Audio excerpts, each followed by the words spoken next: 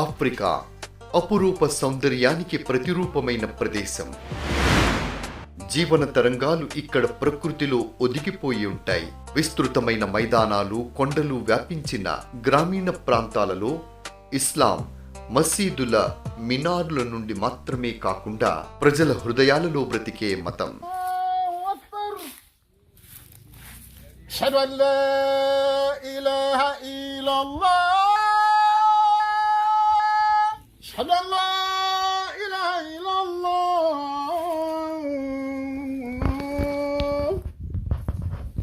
أشهد أن محمد رسول الله. أشهد أن محمد رسول الله.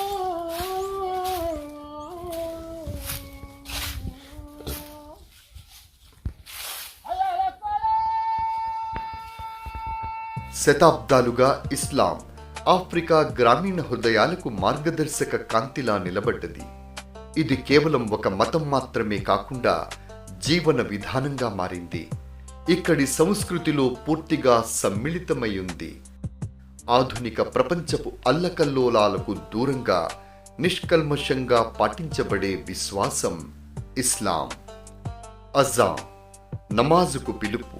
ఇది కేవలం ఒక ధ్వని మాత్రమే కాదు, ప్రతిరోజు 5 సార్లు ఒకటిగా చేసే పిలుపు. ఈ నిశ్శబ్ద క్షణాలలో ప్రపంచం ఒక్కసారి ఆగి మనస్సులు దైవాన్ని ఆశ్రయిస్తాయి.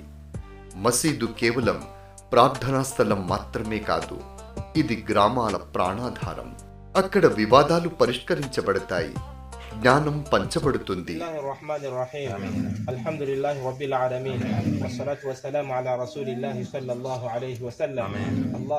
వృద్ధుల నుండి చిన్నారులు ఇస్లాం మార్గదర్శకాలను నేర్చుకుంటారు.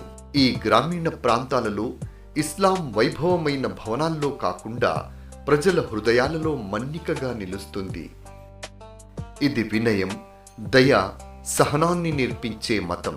ఇవన్నీ ఆఫ్రికా సంస్కృతిలో దృఢంగా నాటుకుపోయాయి. ఇస్లాం విద్యను అత్యంత ప్రాముఖ్యమైనదిగా చూస్తుంది. చెట్ల నీడలో చిన్నారులు ఖురాన్ పాఠాలు నేర్చుకుంటారు.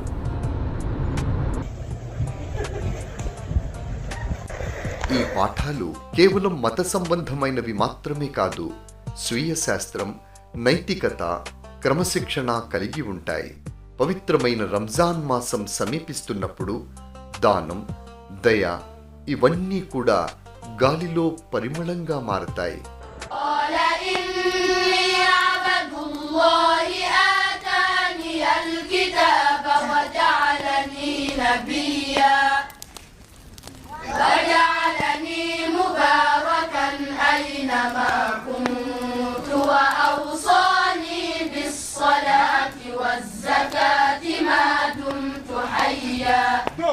ఉపవాసం అంటే కేవలం ఆహారం దూరం చేసుకోవడం కాదు, మానసిక ప్రక్షాళన, సహనానికి గుర్తుగా ఉంటుంది. అయితే పేదరికంతో బతికే వారికి ఈ సమయం మరింత కష్టంగా మారుతుంది.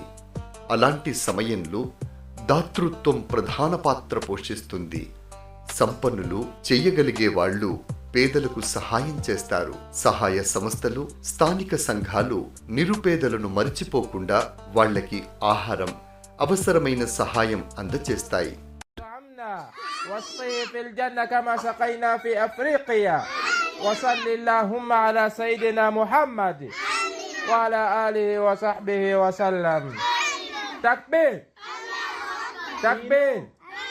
ఈ గ్రామాల్లో ప్రతి చిన్న సహాయం ఒక ఆశాకిరణంగా మారుతుంది.